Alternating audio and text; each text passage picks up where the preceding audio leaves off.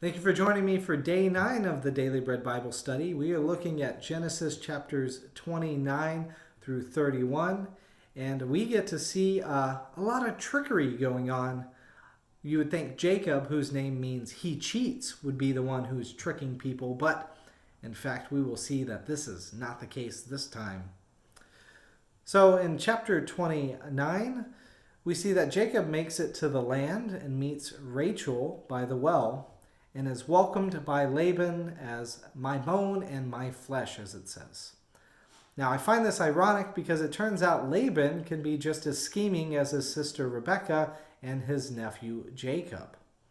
So Laban permits Jacob to work 7 years in order to pay off the debt of marrying his second oldest daughter, Rachel. And Laban agrees to this, so does Jacob. So Genesis 29, verse 20, so Jacob served 7 years for Rachel, and they seemed to him but a few days because the love that he had for her. He is infatuated with Rachel. They are kindred mates. Laban throws a great feast at the end of the 7 years, and Jacob eagerly awaits life with Rachel. Jacob consummates the marriage only to find out when it came morning, it was Leah. Laban had tricked Jacob into marrying Leah and claiming that his firstborn daughter needed to be married before he was allowed to marry his secondborn daughter. What a surprise. Spending 7 years in order to marry a daughter, and you marry the wrong one. Furious, yet still in love with Rachel, Jacob enlists for another 7 years to serve Laban and to pay off his debt for Rachel. Now, the end of chapter 29 and most of chapter 30 deal with the envy around being children of Jacob and a competition of sorts for Jacob's affection between Leah and Rachel. There's a lot of children that are born at this time.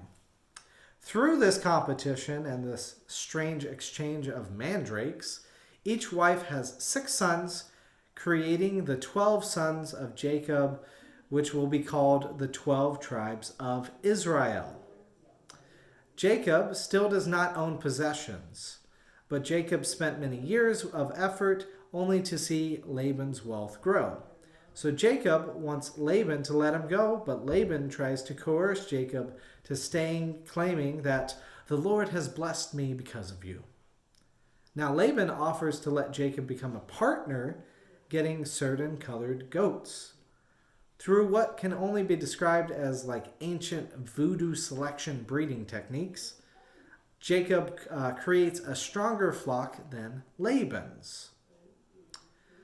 So in chapter 31, resentment kind of grows between Laban and Jacob actually flees because he thinks Laban is trying to get him back.